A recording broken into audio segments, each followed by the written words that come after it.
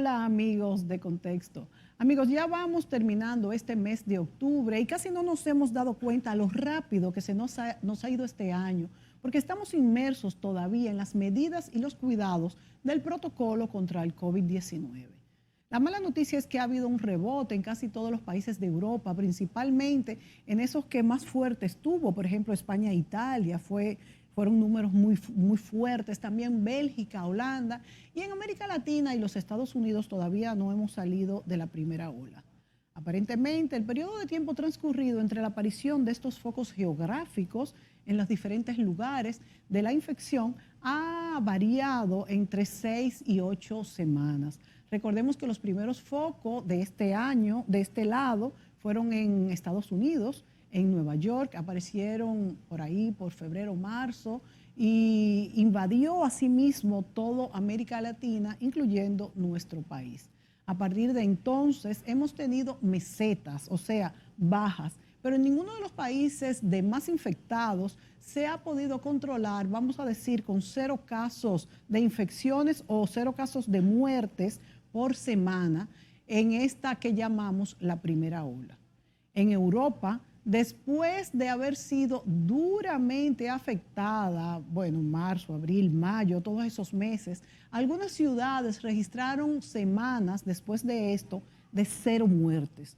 A medida de que esto pasó, bueno, pues a mediados del año se flexibilizaron las normas y esto, amigos, es lo que ha provocado en esos países un rebote.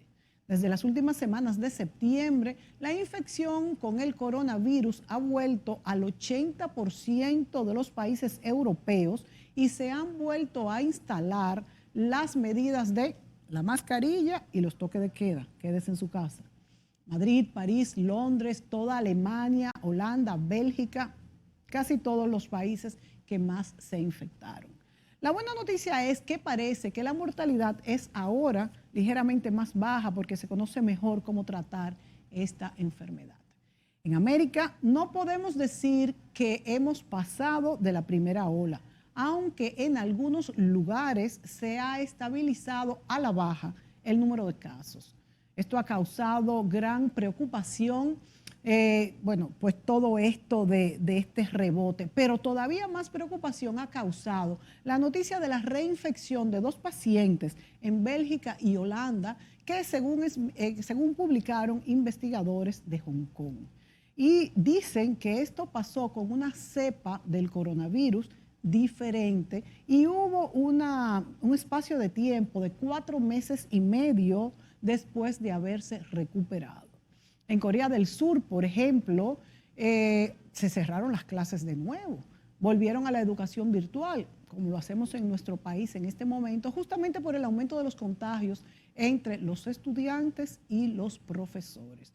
Me llamó la atención, por ejemplo, un lugar como la Franja de Gaza, que confirmó hace poco los primeros casos del COVID-19, a pesar de que ellos tienen las fronteras muy restringidas. Y también leí que solo 10 países del mundo no habían confirmado casos del coronavirus hasta el momento en que lo investigué. Entonces, como todos sabemos, el mundo se debate entre las alternativas de cerrar la economía o seguir el desarrollo, pero tomando las medidas de distanciamiento social, que es lo que hemos hecho en nuestro país. Pero sabemos que ninguna de las dos opciones son fáciles, ni es una decisión sencilla de tomar. Hemos visto manifestaciones de ciudadanos en distintos países del mundo que se oponen al confinamiento, pero abrir sería mandar a muchos del otro lado, ¿verdad? Bueno, ¿cuál es el impacto en nuestras economías de cerrar, de mantenernos abiertos? La segunda crisis es la economía, es la crisis de la economía. Pero para conversar sobre este tema, vamos a pasar con nuestro invitado de hoy, que es el licenciado Bill Wall. Volvemos en breve.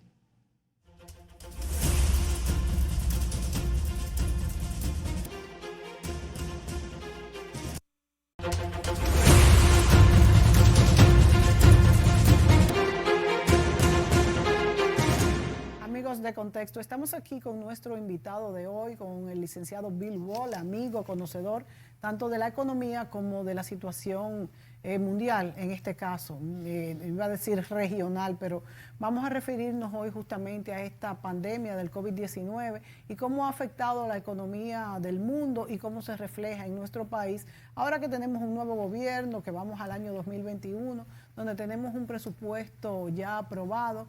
Sin embargo, hemos tenido que tomar muchos más préstamos de lo que previó el presupuesto de este año en curso, y el año próximo pues está basado en una suposición que no sabemos si será realidad, porque como hemos dicho, la pandemia en los lugares donde se ha disminuido, que no es el caso nuestro, que es una meseta que se ha mantenido más o menos estable, un poquito a la baja, pues ha habido un rebrote. Bill, bienvenido.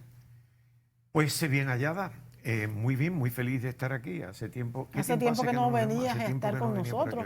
No me pregunte dónde he estado. Bueno, imagínate, Bill, que este año se nos ha ido, como decía yo, sin darnos cuenta, porque es que hemos estado encerrados mucho tiempo, estamos compartiendo aquí en el estudio ahora mismo, conservando nuestra distancia para pues mantener las reglas de este distanciamiento social del COVID-19, pero la primera vez que vienes al estudio después de la pandemia.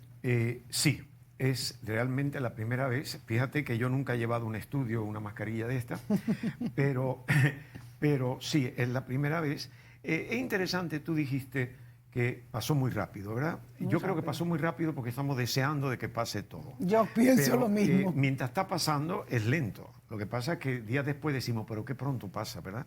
Pero en realidad es lento, y eso ha hecho que mucha gente pues se traumatice, ¿no? Las depresiones, las sabemos, sí. Hay una impaciencia por salir a la calle, por la libertad, por hacer cosas, sobre todo en un país como este, que la gente son muy acogedora y la gente son muy cariñosa y la gente cuando se saludan se da un abrazo. Extrañamos. Un contacto, sí, un contacto físico es muy importante. Sí. Y este distanciamiento pues nos hace ser como alemanes o ingleses, ¿no? No es parte preparados de nuestra cultura, no es lo nuestro. No. Y eso afecta a la familiaridad, ir a visitar a la familia, a los amigos, salir con los amigos o las amigas. Esto es difícil. Ahora lo vemos y decimos que pronto ha pasado, pero tenemos que pensar que si pasó tan pronto, lo que nos queda por delante, un día diremos que también pasó pronto, pero mientras pase, tenemos que mantener consistentemente las medidas que nos impone la situación. No es que nos la impone el gobierno, la impone la situación. Claro. Y eso es un mundo que a medida que va pasando el tiempo, también el ser humano se acostumbra. Es el ser más adaptable que hay. No, y Bill, pudiéramos dentro de unos cuantos años, 2 o 3 años, hacer un estudio a ver si nuestros chicos, nuestros jovencitos, vamos a decir, entre lo que es la computadora y el ensimismamiento en estas pantallas, ¿verdad?, y el distanciamiento social, cambia este temperamento, ya no son tan afectivos, ya no se abrazan tanto. Yo pienso que va a haber algo de esto. Es posible que cambie algunas cosas. ¿Hasta qué punto permanente? No sé, porque son muchos siglos, ¿no?, en la cultura. Sí. Pero definitivamente ya eso nos estábamos quejando, de que los hogares ya no se reúnen para almorzar o para cenar, sino que cada uno cena o almuerza lo que sea, no en una mesa común, sino en su habitación. Y se comunica la computadora y el teléfono y no hay realmente la comunicación que debe haber. Sí. Esto pensamos que podía ser el halo, o por el contrario, al estar en el hogar, porque están forzados a quedarse en el hogar, que aquellos hogares que tengan padre y madre y tengan un sentido social y de disciplina y de familia, pues fomenten eso. Sí, podría ser también. Que si tienen, por ejemplo, que almorzar, porque tienen que almorzar juntos y no se van a poner a... Entonces, aprovechar eso y crear una costumbre, ¿no? Como nosotros. Como ¿no? antes. Yo creo que algunas cosas también pueden volver, porque algunos de esos valores que se han perdido en el progreso acelerado que hemos tenido en las últimas décadas, yo creo que es posible que nos haga reconsiderar y que algo se quede de esto, ¿no? Vamos a ver, porque todo depende hasta dónde vayamos con esto. Ese es el problema, ¿no? A mí me preocupa un poco, Bill, en el asunto económico, estas proyecciones que hacen los organismos internacionales y nosotros mismos, el Banco Mundial, el Fondo Monetario, demás, que hacen proyecciones teniendo en cuenta cosas que con esta pandemia no se sabe si pasarán. Porque de hecho, por ejemplo, refiriéndonos a nuestro país, las recaudaciones han bajado a niveles mínimos y no sabemos en qué momento puedan reanudarse. También en el mundo pasa lo mismo. Mira, si nosotros vemos, vamos a ver la pandemia, para la seriedad de lo que está pasando con el rebrote en estos momentos, para poder entender a qué nos enfrentamos. Porque la primera vez sí nos cogió de prevenido, tal vez, no debería porque vino de China y llegó a Europa y de Europa aquí, todavía aquí no habíamos hecho planes de controlar esto. Pero en fin, tú te imaginas, estamos grabando este programa el 28, ¿verdad? Sí. Bueno, los datos estadísticos del 27, que yo los sigo todos los días, ¿no? Mundiales. Tú imagínate que hay aproximadamente 1.200.000 muertes registradas como resultado del COVID. Tengo que hacer la salvedad de que esto no es exacto, porque las informaciones no son recogidas bajo el mismo criterio. Hay países donde si la persona, por ejemplo, vamos a decir que tiene diabetes o tienes algún problema de hipertensión y muere con el virus, entonces se le atribuye al virus. Hay otros que no, que ignoran el virus y se le atribuye a una de esas enfermedades. Por consiguiente, no hay consistencia. Lo otro es que hay registrado unos 44 millones de casos. Si volvemos a la gripe española del 17-18 a 1920, se estima que hubieron de 40 a 50 muertes en un mundo que era mucho menor en población. Hoy tenemos que contar... De 40 a 50 millones. Sí, millones de muertos. Y ahora haré una salvedad sobre eso. Nosotros tenemos todavía 44 de casos, pero solamente registrados 1.200.000 muertos. Sí. Ahora diré por qué eso sucede así. El índice o el porcentaje de muertes no elevado en esta pandemia. No.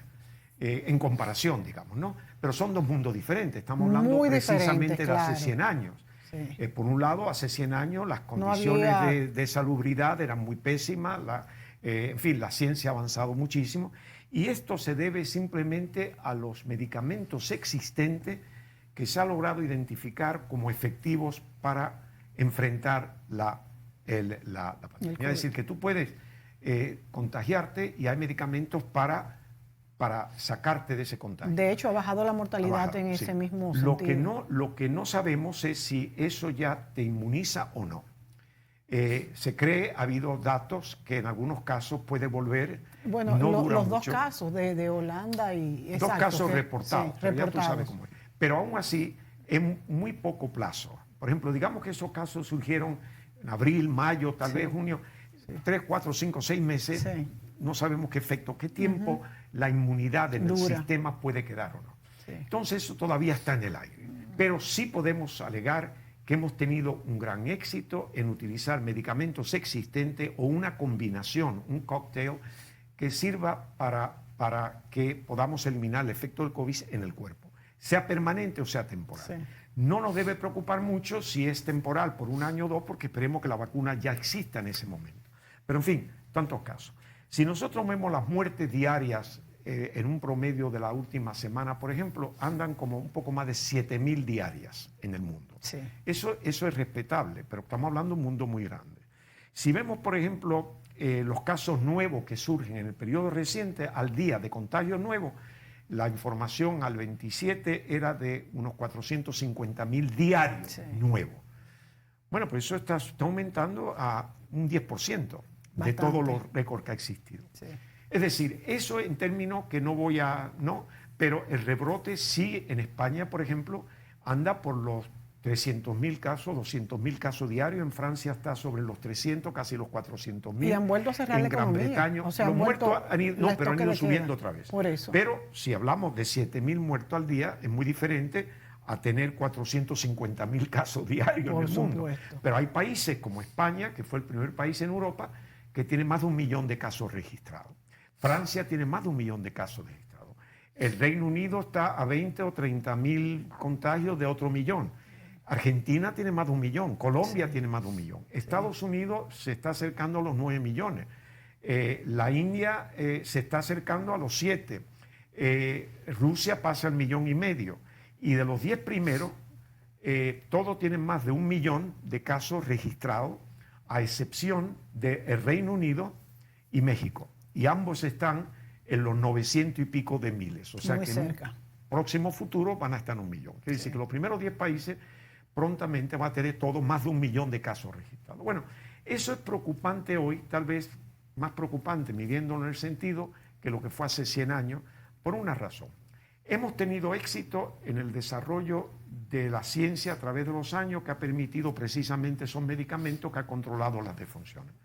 Pero eso no ha evitado que se siga propagando de una manera acelerada.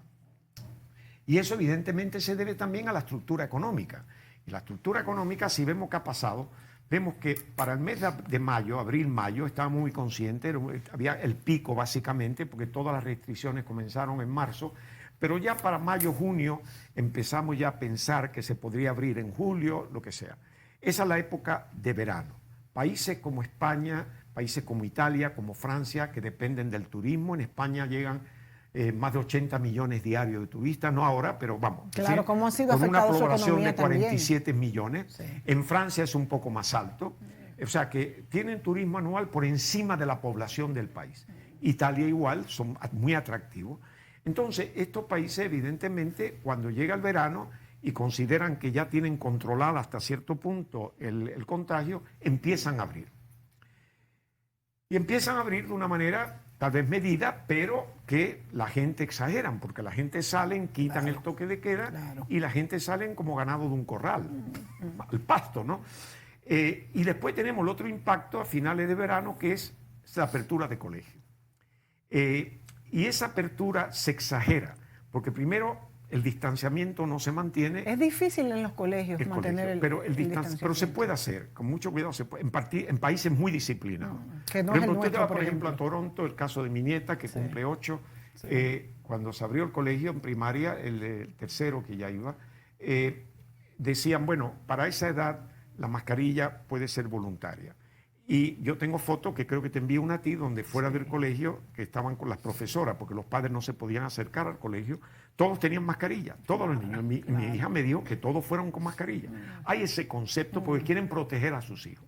Así que sí, la niña o los niños pueden estar en el colegio, cierto distanciamiento, si tienen que trabajar en equipo, en vez de una mesita uno encima de otro, los mantiene, porque en el proceso de protección está el proceso educativo. Claro. Ellos están aprendiendo lo que es y fíjate que tú me dijiste, Bill, y lo repito ahora, que no se juntan un curso con otro curso, exacto, por ejemplo, no se, ni en el recreo. Es muy difícil en nuestro país hacer esta disciplina. Cuando nosotros vemos estas cosas, nosotros tenemos costumbre, y los países, digamos, tanto los desarrollados como los no desarrollados, de copiar lo peor. Porque lo bueno algunas veces requiere esfuerzo y no nos gusta. Claro. Entonces, y más en un carácter como nuestro, que es de improvisación, muy casual, entonces, disciplinarse es difícil. Y entonces, Bill, para corroborar eso que acabo de decir, que tú me contaste, lo importante de esto es que se cerca y si aparece un caso ahí ya está limitado a este grupo, que es lo que nosotros no hacemos. Es lo que no hacemos, es el rastreo. Secreto, eso los alemanes tienen, yo no sé si llegarán ya, yo creo que sí, que pasan el 500.000, pero comparado con lo que tienen los otros países aunque europeos. Se ha manejado muy bien. Se han manejado bien. Uno de ellos es el rastreo. Sí. Israel también. Israel. Pero el país que yo me quito el sombrero es Corea del Sur. Corea del Sur tiene en estos momentos, creo que son 26.000 casos. Sí. Una población de más de 50 millones. No hablemos de Singapur, que es una población pequeña. Sí, muy pequeña. 50 millones. Pero ¿qué beneficio tiene? Primero, es una península. Y tiene frontera con Corea del Norte que no sale nadie. O sea, no va a venir nadie contaminado. Aunque esté todo el mundo contaminado. Eso está muy cercado. Es decir, pero tienen un control. Pero el secreto de esto, como en el colegio de mi nieta, es el rastreo. Si tú tienes una clase, primero los padres se tienen que quedar a no menos de 10 metros de distancia cuando no se pueden acercar. Los niños tienen que venir al colegio y a buscarlo igual. Segundo, pero allí están los colegios que tienen entrada para los o sea, no son colegios que tenemos aquí pegados a la acera. Es decir, tienen esa distancia. Segundo, las clases no se mezclan en el recreo. La entrada está hecha de manera que unos entran por un lado, otros entran por otro, y si no hay suficiente entrada, pues se escalonea. Uno entra 10 minutos después que los demás, en fin, de manera que no se mezclen. Pero yo veo muy difícil que en nuestro país se pueda llevar una disciplina. Pero se puede hacer algo. Sí, no se puede copiar, como dices tú. Se puede copiar hasta donde se pueda. Sí. Segundo, si tú, por ejemplo, porque es disciplina, si tú, por ejemplo, en el colegio, un niño, primero, los baños que tienen acceso en la clase de primaria a los baños ahí mismo. Esos baños que yo he estado ahí tienen como 7 u 8 lavamanos y los baños. Los niños ahora mismo están obligados a lavarse las manos 8 veces durante las clases. 8 veces. hora de lavarse las manos. Ustedes 5, otros 5, aunque no hayan tocado nada. Segundo, esos niños cuando salen al recreo, en la área de juego de recreo, nada más que está la clase esa. No se sabes que esa disciplina los hará mucho más fuertes para la vida. Pero claro, es que por eso te digo yo que virtual no hace sentido, porque la educación va más allá de las materias. Sí. Es la interacción, es el respeto, es el trabajar en equipo. Sí. Y si tenemos una pandemia, es muy bueno que ellos sepan las consecuencias y por qué hay que actuar diferente a lo normal, para que lo puedan aceptar, para que no sea una lucha eterna de explicarle al niño, no, mi hijo, tú tienes que... Porque eso está ahí, es normal y se lo enseñan. Y además que como una realidad que ellos están viendo en todas partes del mundo, no creo que haya que explicarle tantísimo más que es realmente algo y en la fundamental. casa lo mismo y se respetan, los mezclan. Mira, tuvo un cumpleaños de una amiga. Allí viven en casa en los suburbios que tiene un jardín bastante grande. Bueno, por nada más que estaban invitados dos, mi hija y la amiguita la invitaron nada más que a su mejor amiga. Sí. Y fueron la mamá, bueno, la mamá una vivía allí y mi hija la acompañó y ellas estaban jugando las dos. O sea, fijémonos cómo de algo muy malo podemos sacar un mensaje positivo para nuestros niños. No una fiesta de 50, no. La mejor amiguita, porque todo el mundo sabe. Y esto lo concientizan. Con su cosa, con su mascarita puesta, todo eso. Entonces, eso es educación. Segundo, el rastreo es importante porque si un niño se enferma en una clase, saben con quién tuvo contacto. Y no es por el niño, es por los demás, porque inmediatamente se hacen pruebas a los otros y a los hogares de los otros, a los padres, a la madre, con quien viva. Entonces, y como solo se junta este grupo entre sí, no ha salido todavía de estos límites, claro, ya hay tiempo de... Exactamente. Entonces, ¿con quién tuvo eso? Entonces, ¿con quién contacto tuvo esa gente fuera? Y ahí se hacen las pruebas, se concentran las pruebas en esas cosas. No hay que esperar que venga un tipo voluntario y decir, yo quiero hacerme una prueba porque a ver si como... No es eso, porque no hace sentido. No, y aún cuando venga ese tipo voluntario, yo no estoy segura si en nuestro país se están haciendo pruebas a todo con el que ese tuvo el contacto. No, te digo que no existe rastreo. Si no, se estarían haciendo muchas más pruebas de las que se están haciendo. Pero vámonos de ahí. Ya tenemos el caso de lo que está pasando. Vámonos a lo que puede o no pasar antes de entrar a la parte económica. Si nosotros, por ejemplo, pensamos que va a venir una vacuna, sabemos de antemano que esa vacuna, la fase 3, que es la más avanzada, no va a pensar en Rusia que está haciendo una fase 3 disfrazada, ni China que está haciendo una fase 3 en el ejército. Bueno, una fase 3 de la que no tenemos tanta noticia. Como bueno, pero la fase 3 sí está en proceso. Por ejemplo, países que están involucrados con algunas de las que conocemos, África del Sur, Brasil, Argentina, Estados Unidos, Gran Bretaña, en fin, están haciendo pruebas a diferentes edades diferentes. Eso tarda un periodo, eso no va a ser hasta el año que viene. El señor Trump, que decía que tenía una vacuna antes de las elecciones, está equivocado, no la va a tener. Es decir, digamos que sale la vacuna. Siempre hay una duda con la vacuna, porque las pruebas de 3 meses, 4 meses o 5 meses, las pruebas extensivas, la fase 3, no es suficiente para una vacuna. Hay vacunas que tardan 10 años en salir al público, pero aquí tenemos una emergencia. Digamos que la vacuna sale, hay que producirla en masa, ¿no? Segundo, hay que ponerla en viales. Frasquitos. Frasquitos que son pequeños, los viales. Entiendo que la vacuna en casi todas, sí, hay que hacer dos dosis, una de refuerzo. Incluso segundo, se ha hablado hasta 3. Como tú dijiste, hay que tenerlo en frigorífico. No hay ni suficientes viales, tarritos, ni suficiente frigorífico. La transportación de aquello. La transportación, sea terrestre, sea por avión, lo urgente. Nos tenemos que ir a la pausa. Nos tenemos que ir a la pausa y seguimos hablando de la vacuna y de la economía. Volvemos. Sí, está bien.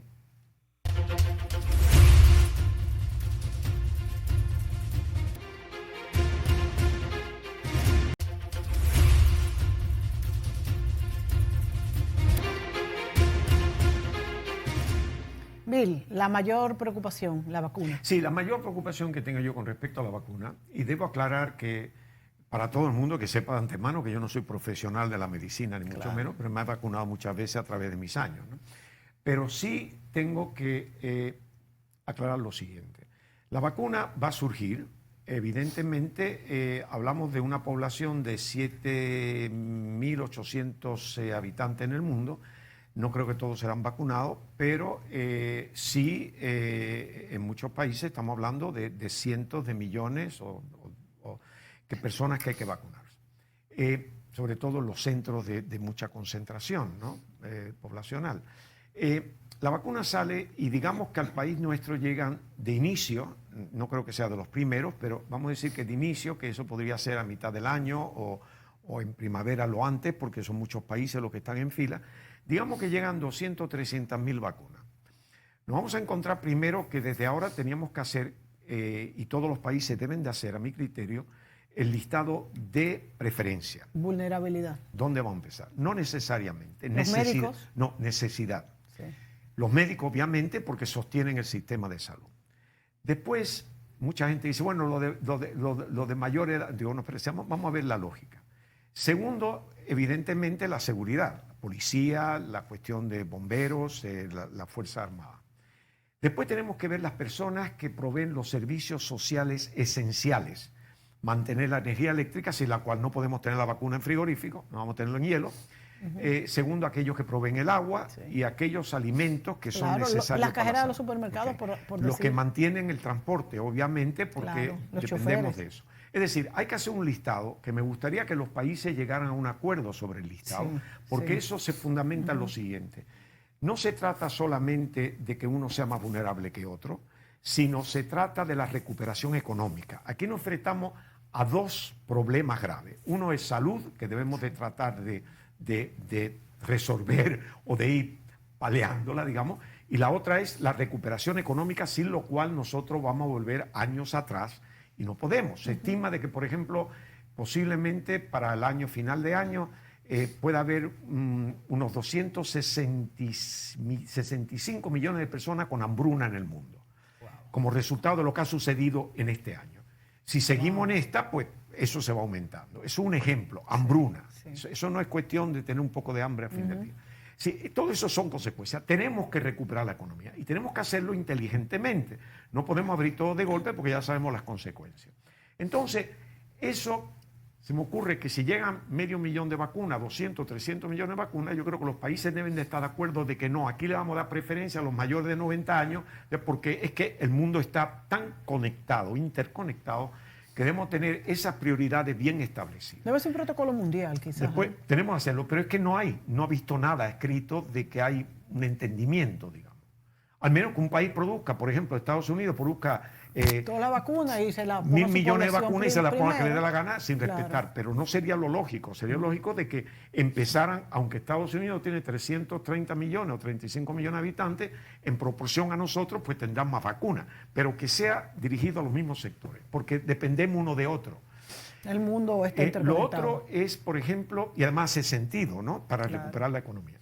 Y la economía está encadenada, depende uno de otro, ¿no?, la producción y demás. Lo otro es, por ejemplo, ¿cómo se va a vacunar? Porque los hospitales que tenemos, las clínicas que tenemos en el mundo, no solamente aquí, no dan abasto para vacunar masivamente.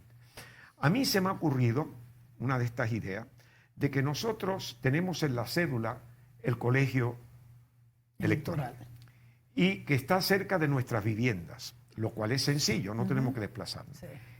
Aunque estén abiertos, porque por el momento están cerrados los colegios, pero se pueden adecuar como se adecúan en las elecciones. Sí. Ya conocemos el sitio, hay espacio. Es verdad. Entonces, como tenemos eso identificado, tenemos espacio, es posible que tengamos que tenerlo por orden alfabético, lo que tú quieras, dentro de ese modo preferencial que hay, pero los lugares sería eso. Podía darle preferencia a los médicos, lo que tú quieras, pero los médicos por lo regular van a ser las clínicas y hospitales. Sí. Entonces, para eso, que va a ser masivo, tenemos que pensar no solamente en los lugares, que me parece lógico estudiar las posibilidades de usar los colegios, porque si votamos, que dura más tiempo votar. Sí, porque el protocolo de armar el muñeco es trabajoso, si ya lo tenemos hecho es algo Sí, adelante. porque tú lo que tienes que poner nevera, Claro. aunque en ese momento estén en hielo, porque es temporal, tú tienes los lugares, vamos a tardar menos tiempo en inmunizarnos que, por ejemplo, las elecciones, que es un proceso más largo. En fin, podríamos considerar eso como una cosa. Segundo, para hacer eso vamos a necesitar mucha gente. Entonces yo considero que los estudiantes de enfermería, los doctores, desde el primer año ya deberían estar preparados para eso. Voluntarios que en ese momento vengan, les sirva de práctica para inmunizar. Las Fuerzas Armadas y demás que tienen un protocolo, yo cuando estuve en el ejército británico, una de las cosas que me enseñaron, primero auxilios. Por consiguiente es muy fácil entrenar un personal para también añadirlo a eso. O sea, crear una fuerza. Como no nos vamos a vacunar los casi 11 millones que somos de golpe, pues podemos escalonarlo de alguna manera. Y crear ya un plan y decir, bueno, en cuanto llegue la vacuna, seguimos este plan. Ya no tenemos que estar pensando, bueno, ¿y ahora qué hacemos? Y vamos a hacer un acuerdo político y un acuerdo social. No. Es adelantarse a los acontecimientos. Y tenerlo, porque no nos hemos adelantado, ningún país se ha adelantado, ni siquiera después de existir la pandemia, a hacer algo programado. Tenemos que hacer algo en reacción a un problema que nos cuesta vida. Así que eso es lo que se me ocurre. Habiendo dicho eso, yo creo que lo interesante aquí es entrar en qué impacto puede tener todo esto en las economías de los países. Nos vamos a la pausa entonces antes de eso y hablamos entonces de cómo influye en el mundo, como estamos viendo, y cómo específicamente en la economía. Vamos a hablar del próximo año, que ya tenemos incluso ese presupuesto, vamos a decir, hecho, y no se sabe qué va a pasar. Volvemos enseguida.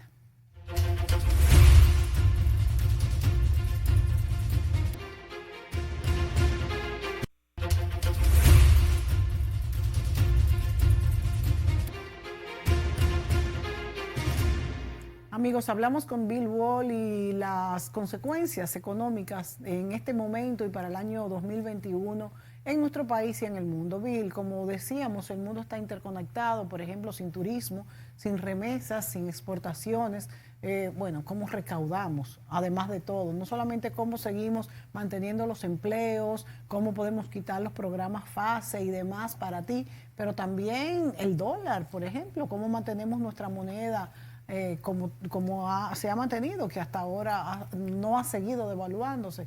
¿Qué pronósticos podríamos hacer? Mira, es muy difícil. Precisamente ese es, digamos, la base de este programa. Los presupuestos se hacen, como dice la palabra, en supuestos. Exacto. Es presupuesto. Y cuando se hicieron los presupuestos aquí, cuando se hizo aquí, cuando se han hecho en otros países, porque ya para el final del tercer trimestre ya se empiezan a hacer todo, porque sí hay que buscar financiamiento, hay que buscar los momentos adecuados, en fin, y hay que prepararlo y tiene que pasar por un congreso y tiene que ser, en fin, todo este proceso. Pero se hacen suposiciones, y las suposiciones era que ya se estaba abriendo la economía, aquí la habríamos abierto, aunque no estaban llegando aún al turismo, se había creado un plan de asegurar los que vinieran contra el virus para poder curarlo, no para evitarlo, pero en fin, ese tipo de cosas. Y veíamos que la presión sobre las facilidades de salud pública, los hospitales y demás, pues había bajado, ya había espacio, etcétera.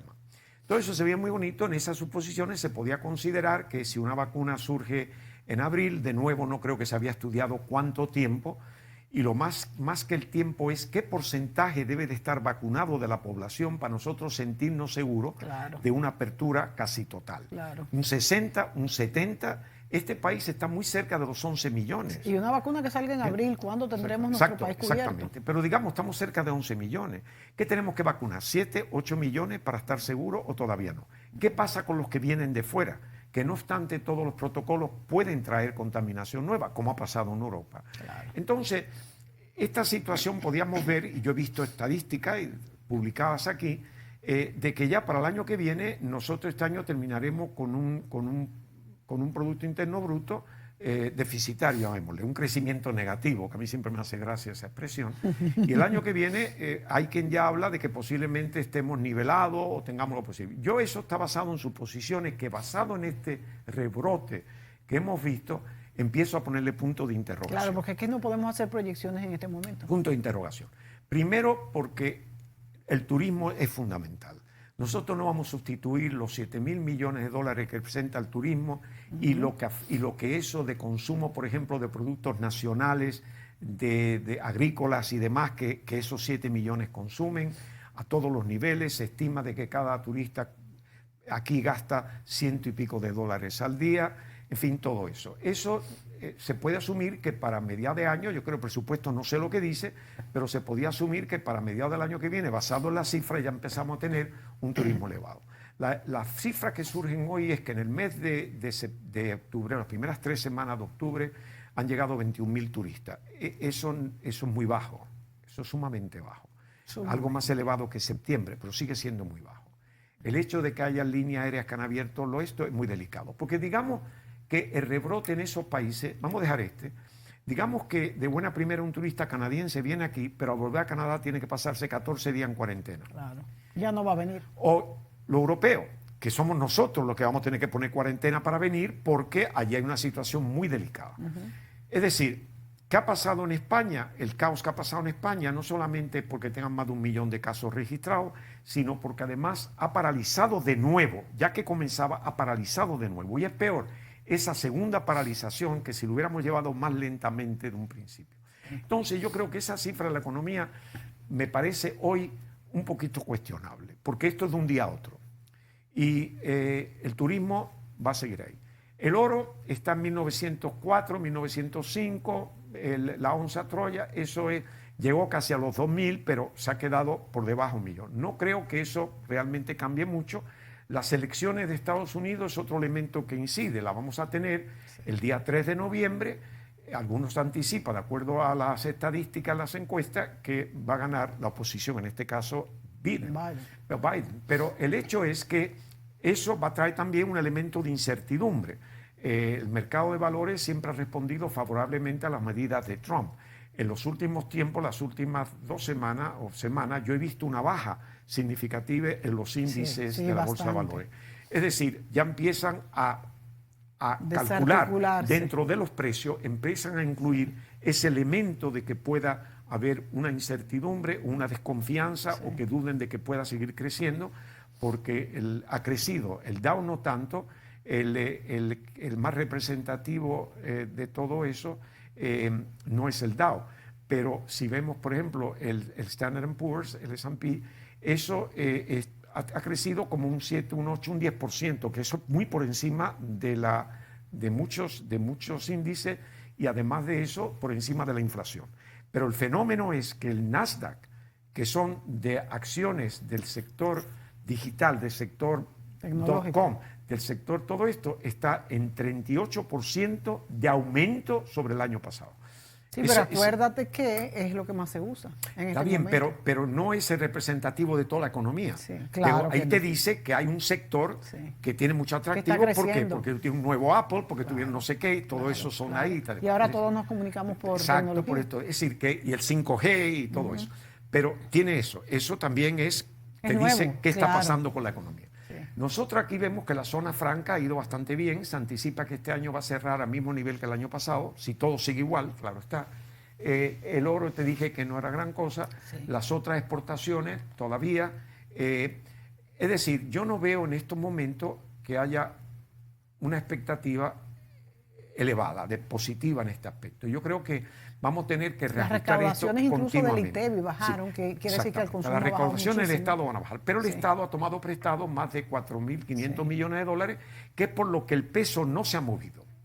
Porque la demanda del peso, al estar fortalecido, ese dinero es parte de las reservas monetarias del Banco Central. Ese dinero fortalece el peso. No es que veamos que el peso se fortalezca frente al dólar, pero que lo mantiene estable. No se va a fortalecer porque el peso nunca se va a fortalecer frente al dólar, excepto en un momento momentáneo de ajuste que ya venga muy alto y baje un poco. Pero el peso se mantiene estable. Si se mantiene estable, nosotros estamos bien, porque ni mal ni mal. Es consistente para los inversionistas, para todo el mundo. Sí hemos visto que hay una tendencia a inflación por encima de las cifras que da el Banco Central. El que va al supermercado se da cuenta de eso. Es decir, eso tenemos que ver... Pero está pasando en todos los países del mundo. No, en todos los países. Por eso te digo que por mucho que el Banco Central, que el señor, amigo mío, Héctor Albizu, es muy medidor, muy calculador, muy consistente, pero no cabe duda que la situación también afecta, se le ha ido a la mano aunque a las todos los perspectivas en el exterior son positivas para nosotros como se han manejado la cosa. Así que todo eso me hace pensar que el presupuesto nacional existente tiene margen de los dólares hasta ahora que se ha creado. Si sube la pandemia en nuestro país, que yo creo que sí, porque no se está haciendo un rastreo. Las pruebas que se hicieron en esta semana, el último día que nosotros que estamos aquí, fueron 1000 y pico de pruebas. Una parte importante eran de reprueba, llamémosle, segunda prueba, eran voluntarias, no existe el rastreo. Y yo no quisiera ver que de buena primera pasemos de 200, 300 casos a 1.500 casos como ha pasado en Europa, precisamente en parte porque no se está haciendo las pruebas que deben de hacerse a aquellos que han podido tener contacto. Cercar ¿A quién ha podido a tener los contacto? grupos, claro. En España, y también yo no quisiera, Bill, que con la cercanía de las Navidades el gobierno ceda a las presiones de abrir la economía totalmente y entonces, bueno, que haya un rebrote tremendo. ¿Nos vamos a la pausa y volvemos? Nos vamos a la pausa. Nos vamos a la pausa.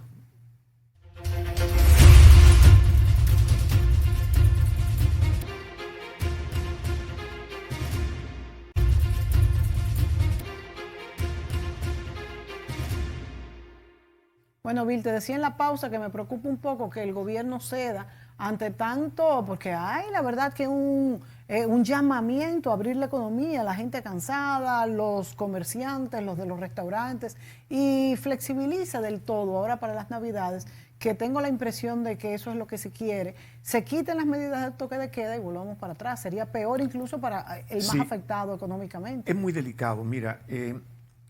Nosotros tenemos una ventaja, pero en fin, es muy delicado porque tenemos la costumbre de que así como controlamos las horas de consumo de alcohol normalmente, en Navidades, que cuanto más se consume y estadísticamente comprobado hay más accidentes de tránsito, es cuando se abre 24/7, que no tiene explicación porque en ese periodo debería ser un poco más restrictivo.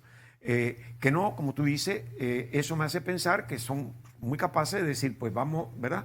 Y eso va a ser mortal. Y fíjate, Bill, el discurso que oigo a la gente en la calle, incluso a mis amigos, diciendo, bueno, pero es que este virus solo se pega de noche, que de noche no podemos salir. Señores, vamos a ser más sensatos. De noche es que la gente se junta, bebe tragos, se abraza entre los tragos y demás, va a grandes cantidades de personas juntas. No es lo mismo la actividad que tú haces en el día, que tú no andas ya por el mismo COVID abrazando gente, quitándote la mascarilla, comiendo juntos, no es lo mismo. Mira, en los estudios de la contaminación es interesante observar que no te dicen el lugar. Por ejemplo, te dice tanto en supermercados, que estaban en supermercados, digamos, ¿no? Que fueron al supermercado. Tanto en hospitales y cosas así. Te dicen los trabajadores de los hospitales, fueran médicos, lo que sea, te dicen tanto profesionales en la materia, pero no te dice que fueron en los hospitales, muy bien podría haber sido una fiesta personal. Segundo, tenemos los supermercados, que es donde más frecuente van la mayoría de la gente. No se sabe estadísticamente si ha habido origen, por eso te digo que los estudios van más allá de tantas vacunas y tantas camas disponibles. Si no sabemos el verdadero rastreo, no sabemos realmente dónde. Asumimos, claro, que si hay 50 personas, una gallera, gritando uno encima de otro y cosas por el estilo, sin mascarilla, pues es evidente que ahí ya podemos, si hacemos la prueba, no sacarlo. Pero como no hacemos ese rastreo realmente, es decir, ¿dónde ha estado usted? ¿Dónde podía verlo? ¿Verdad? Porque yo me levanto de la cama, estoy perfectamente bien, voy al supermercado, me paso media hora, 45 minutos, vuelvo a mi casa, me encierro en mi casa y 2 días después tengo síntomas. Claro, sabes lo más que fue probable es que sea ahí. ¿Hay algún trabajador ahí? Que el que transmite, o fue casualmente yo me encontré con alguien, ¿verdad? Educar, por ejemplo, cómo en los supermercados tenemos una raya para mantener distancia cuando se va a pagar, y después cuando uno va caminando buscando empleo no hay raya, sino parece que el virus está justamente ahí cuando uno va a pagar. Pero es lo que te digo, Bill, es que por eso es que me llama tanto la atención cómo la gente no acaba de entender que de noche, es que sí se pega más que de noche, no porque sea de noche ni de día, sino porque la gente bebe trago, porque la gente se abraza, porque se juntan grandes grupos, y esto está muy claro, la gente no lo quiere entender. Yo conozco de doctores en medicina, médicos, que han tenido el virus, y en un caso específico, la semana antes, celebró el cumpleaños con toda la familia fuera de la ciudad, y amigos.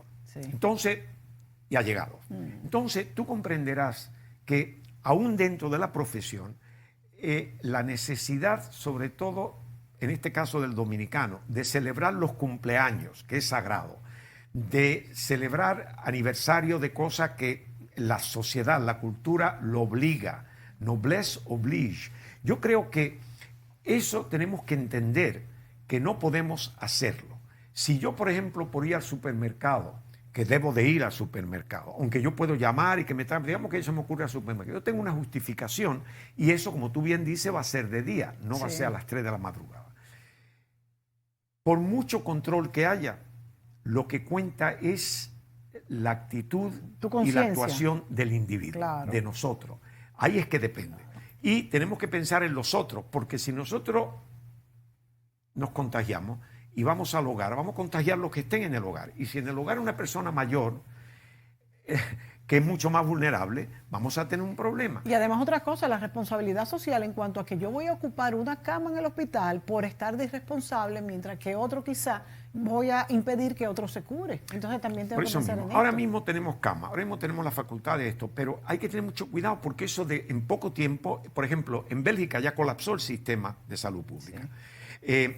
En Holanda, estamos hablando cerca, de países muy avanzados y con muy organizado y todo, pero abrieron. Sí. Y entonces son mucha gente concentrada en muy poco espacio. Sí.